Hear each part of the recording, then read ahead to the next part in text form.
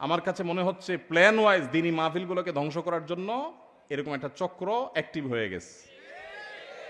বিশেষ করে যখন মাহফিল ছাড়া হবে, হুড়াহুড়ি করবে মানুষ, ওই টাইমে মোবাইলগুলো সব চুরি হয়। এই জন্য সবাই সাবধান থাকবেন ইনশাআল্লাহ। যদি কেউ চোর ধরতে পারেন, চোর থানায় সোপর্দ করবেন, আর জাহিদ ভাইয়ের সাথে যোগাযোগ করে আমার কাছ থেকে 1000 টাকা নগদ পুরস্কার নিয়ে যাবেন। আবার ভালো মানুষ ধরে চোর বানায়েন না, সাবধান। মাশাআল্লাহ, আপনাদের আদ্দিনের মাহফিল শেষে শুনলাম থানায় জিডি করার হিড়িক পড়ে গেছে। মাশাআল্লাহ, যশোরের মানুষের মধ্যে এরকম সভ্য, এত নম্র, কত সুন্দর পিনপতন নীরব। মাশাআল্লাহ, মাশাআল্লাহ, মাশাআল্লাহ। তবে মোবাইল সাবধান, কারণ পরশুদিন কুমিল্লায় মাহফিল শেষে শুনলাম যে 20-30 জনের মোবাইল নাই।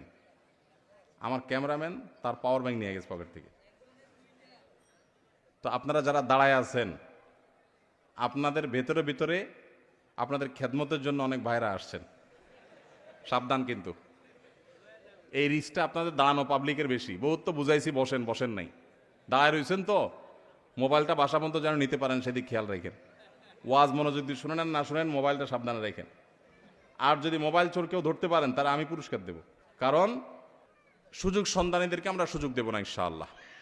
আমাদের এলাকার দাগি চোর আছে, যাদের মাধ্যমে এলাকার মানুষ দীর্ঘদিন যাবৎ ক্ষতিগ্রস্ত হচ্ছে। সর্বনাশ, তাহলে মোবাইলের কথা তো আমি ঠিকই বলেছি। রাজনৈতিক ছত্রছায়ায় ও আইনের কঠোর প্রয়োগ না থাকায় তারা এই কাজ থেকে বিরত হচ্ছে না। সাধারণ মানুষ এক্ষেত্রে কিভাবে সমাধান করতে পারে? এই প্রশ্ন তো জায়গা মতো আসে নাই ভাই। এটা কোনো প্রশাসনের ব্যক্তি, রাজনৈতিক নেতাকে দিলে উপযুক্ত হইতো। আমি তো ভাই শরিয়ার মানুষ, আমাকে মাসালা জিজ্ঞেস করলে ভালো হইতো। আমার যে বলতেন যে এই চোরের মাইর দেওয়া জায়েজ হবে কিনা, আমি সেটার উত্তর দিতে পারতাম। এখন কিভাবে আইন শৃঙ্খলার উন্নতি ঘটাবেন, এটা তো আমার সাবজেক্ট না ভাই। আমি এটা নিয়ে প্রশ্ন করি না, মানে এক্সপার্টিসও নাই, তো আমি কিভাবে বলবো? তবুও শুধু প্রশ্ন করেছেন যেহেতু, সেহেতু বলা যে আসলে এই যে একটা কথা প্রশ্নের মধ্যে উত্তর আছে, রাজনৈতিক ছত্র ছায়ায় এদেরকে অনেক সময় প্রশ্রয় দেওয়া হয়। আপনি নিজেই লিখেছেন। তো আমাদের দেশে যারা চোর, ডাকাত, বাটপার, দুর্নীতিবাজ, টিনচোর, গমচোর, দেশের টাকা লুটপাটকারী, বিদেশে পাচারকারী, এই মানুষগুলোকে আমরা কম বেশি চিনি না? চিনি না? চিনি। যদি চিনি, তাহলে কোনোভাবে যাতে তারা এই অপকর্মগুলো করতে না পারে সেজন্য আমাদের দায়িত্বশীল আচরণ করা কর্তব্য না? কর্তব্য না? কিন্তু আমরা কর্তব্য আদায়ের সময় 500 টাকার নোট পাইলে বলি ভোট তোমারে দিব, ঠিক না ভাই? ঠিক। তো আপনি লাগাবেন তাল গাছ, আর আমার কাছে চিট করে লেখা দিবেন ভাই কিভাবে বেল পাবো? সম্ভব? সম্ভব?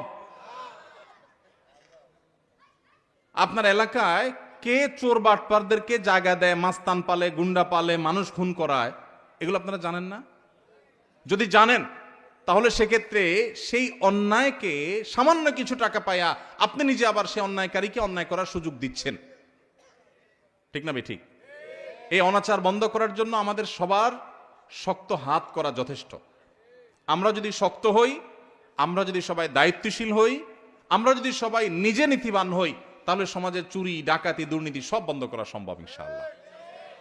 এই দেশটা এটা শেষ হয়ে গেছে নানাভাবে। আমরা নিজেরা অবশ্য প্রশ্ন দেওয়ার ক্ষেত্রে বা অন্যের কাছ থেকে আশা করার ক্ষেত্রে, এক্সপেক্ট করার ক্ষেত্রে আমরা 3 মাইল লম্বা এক্সপেকটেশন করি, নিজের বেলায় নাই। আমি কিছু উদাহরণ দিলে বুঝবেন।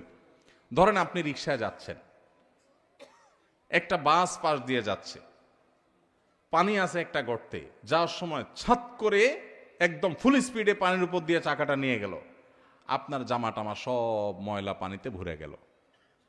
আপনি তখন কি করেন? বলেন যে আল্লাহর বান্দা ভুলে করে ফেলছে, থাক, এটা বলেন? আপনার সারা জীবনে ছোটবেলা থেকে যত গালি শিখছেন, সবচেয়ে বড় গালিটা বরাদ্দ করেন ওই লোকটার জন্য। ভাইরা আমার, এই বেয়াদব, আর কি ভদ্র গালি হলো যদি বলেন, অন্তত বেয়াদব তো বলবেনই। এরপরে বলবেন যে কিচ্ছু শিখে নাই, কত বড় অমানুষ, দেখো কিভাবে গাড়িটা চালিয়ে নিয়ে গেল, আশপাশে কিচ্ছু দেখলো না। আপনি তারে 14 গোষ্ঠী উদ্ধার করে ফেললেন, সে খারাপ খারাপ জিকির শুরু করে দিলেন। এবার আসেন, আপনি যখন ওই বাসের যাত্রী হন, আপনার যশোর থেকে মাগুরা যাওয়া লাগবে, অল্প সময়ের মধ্যে যাইতে হবে, সময় কম, বাসওয়ালা এমন টানা টানছে যাওয়ার কথা 1 ঘন্টা, 50 মিনিটে পৌঁছায় দিস। আপনি বাস থেকে নামার সময় ড্রাইভার সাহেবকে সাহস দিয়ে বলতেছেন, ভাই মাশাআল্লাহ মাশাআল্লাহ, আপনি একের ড্রাইভার ভাই। তাহলে বোঝা গেল আপনি নিজে যখন ফাঁসেন তখন ড্রাইভারের 14 গোষ্ঠী উদ্ধার করেন, আবার আপনি যখন বাসে উঠেন তখন ড্রাইভার যত যত জোরে চালায় বলেন যে বাবা মাশাআল্লাহ, এই লোকের 14 গোষ্ঠী বোধহয় কখনো বিমান চালাইছে। এটা কি ভণ্ডামি না? ভণ্ডামি না? এটা কি দ্বিচারিতা না? দ্বিচারিতা না?